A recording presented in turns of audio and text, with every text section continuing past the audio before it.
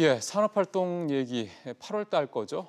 얘기를 좀 해봐야 되겠습니다. 요즘 가뜩이나 어제도 저희도 전해드렸습니다만 성장률 전망치가 계속 내려가고 있는 상황에서 산업활동 동향까지 이렇게 좋지 않게 나오고 있다 보니까 아무래도 시청자분들, 국민들께서 많이 걱정을 하실 것 같습니다. 내용을 조금 짚어보도록 하겠습니다. 이인철 참좋은경제연구소장 나와 있습니다. 어서 오십시오, 소장님. 그 투자에 대한 걱정이 많네요.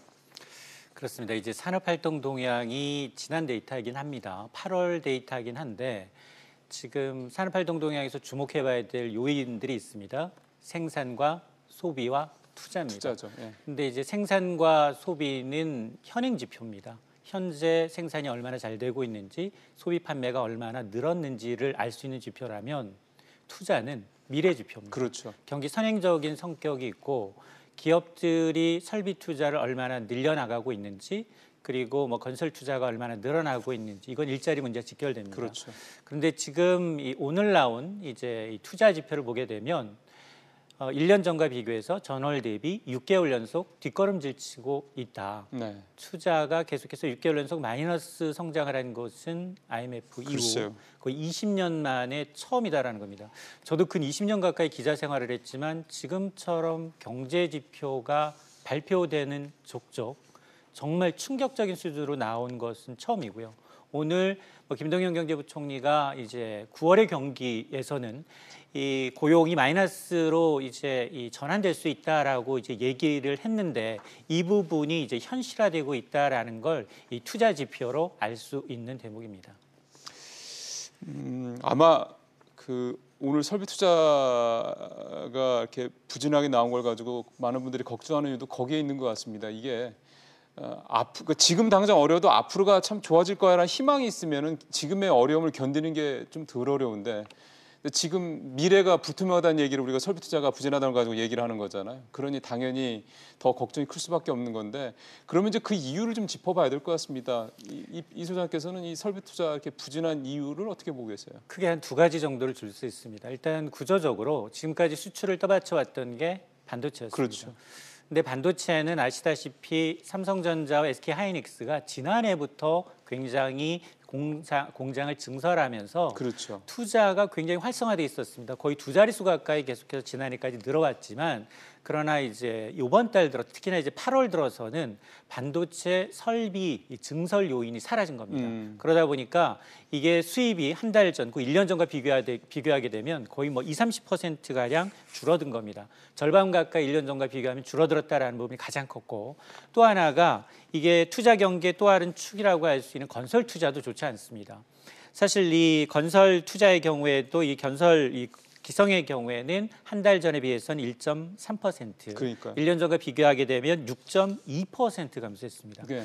이러다 보니까 이게 정부가 그동안은 사실 부동산 경기를 이용한 경기 활성화는 좀 자제했고 그리고 이제 정부가 각종의 규제를 내놓으면서 부동산 경기가 얼어붙다 보니까 건설 쪽에서도 사실은 사무실이나 점포나 이 주택가 같은 이제 착공이 부진하다 보니까 예. 전반적으로 이제 투자 부분이 위축이 되고 있는데 근데 이제 이 건설이라는 건 사실 고용에 미치는 파장이 굉장히 큽니다. 그렇죠. 네.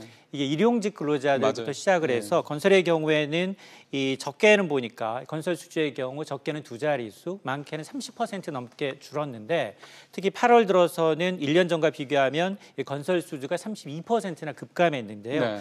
이 얘기는 일자리 창출 능력이 큰 이 건설업 전망이 굉장히 부진하다. 특히나 이제 신규 창업자, 신규 취업자의 한 30~40% 정도가 건설업에서 일자리가 나오는데 네. 앞으로 9월뿐만이 아니라 하반기 내내 건설업종 취업은 좀 어려질 수 있다라는 이제 부정적 전망이 나올 수밖에 없는 대목입니다. 그러게요. 근데 아마 우리 시청자분들 중에서 그런 생각을 하시는 분들이 그런 궁금증을 가지고 계신 분들이 계실 것 같습니다. 기업들의 유보금, 그러니까 기업들이 회사 내에 쌓아두고 있는 현금은 역대 가장 많다고 그러는데 왜 이렇게 투자를 안 하지? 그러니까 어디다 투자해야 될지를 몰라서 그러는 거야? 아니면 다른 무슨 문제가 있는 거야? 라는 궁금증을 가지실 것 같거든요. 어떻게 봐야 될까요? 어떻게 보면 이제 구조적인 문제가 있습니다.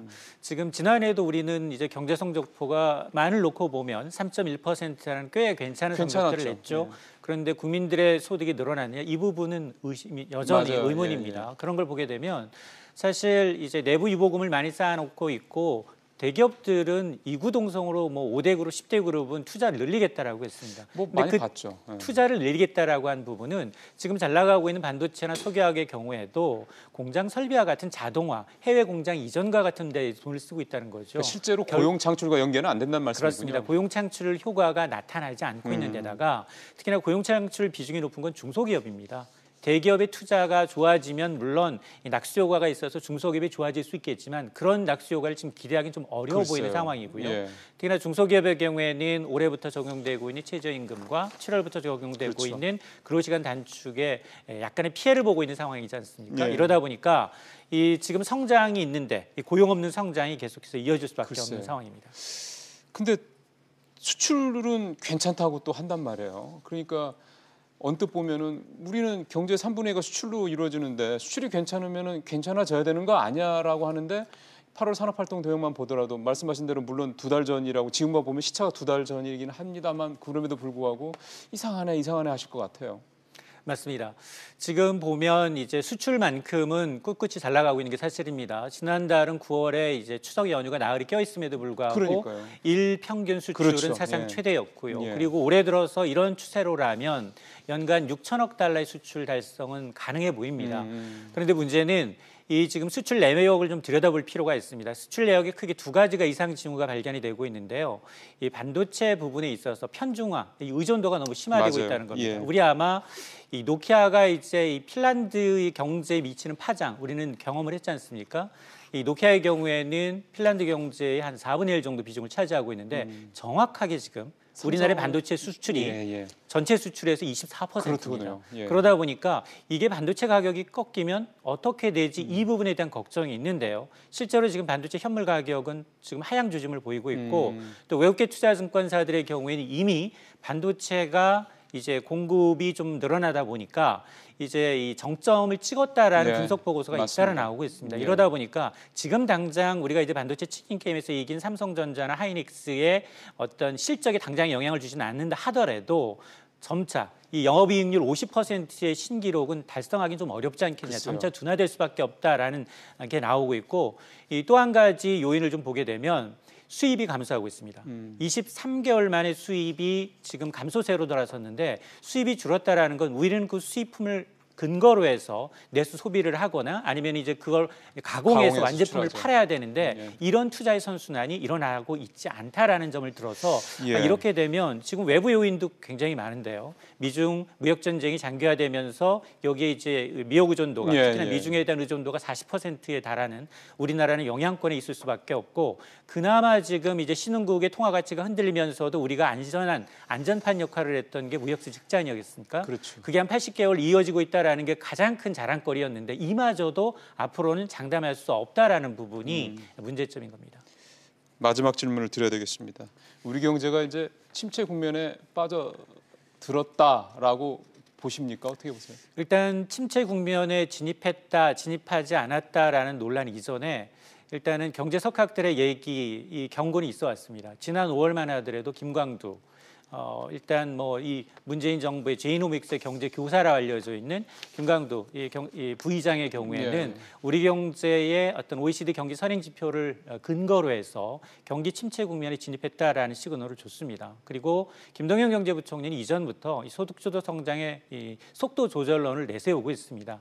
지금 이 큰 흐름에서 보면 이 소득을 키워서 이제 소비를 키우고 내수 시장을 키우겠다라는 취지는 좋지만 의도와는 달리 지금 부작용이 실제로 서비스업이나 일용직을 하시는 분들, 시설관리업에 굉장히 타격이 크다 보니까 이걸 좀 속도 조절하자라는 얘기인데 지금 3인 3색인 것 같습니다. 정부는 정부대로 그런 얘기를 하지만 청와대에서는 귀를 닫고 있고요. 또 그리고 야당은 예정처럼 이제 기업 위주의 기업 프렌들리 정책으로 전환하자라고 하는데 과연 전환한다고 해서 낙수 효과가 있겠느냐 이 부분에 대한 의문이 제기되고 있습니다. 그러다 보니까 지금 소득주도 성장과 혁신 성장 두 개의 어떤 카테고리를 가져간다라고는 하고 있습니다. 그러나 청와대의 목소리가 아직 국회까지 전달이 되고 있지 않다. 이것이 좀 문제점으로 지적이 될 수 있겠습니다. 그러게요. 빨리 좀 좋은 얘기 좀 했으면 좋겠습니다. 소장님 말씀 잘 들었습니다. 예.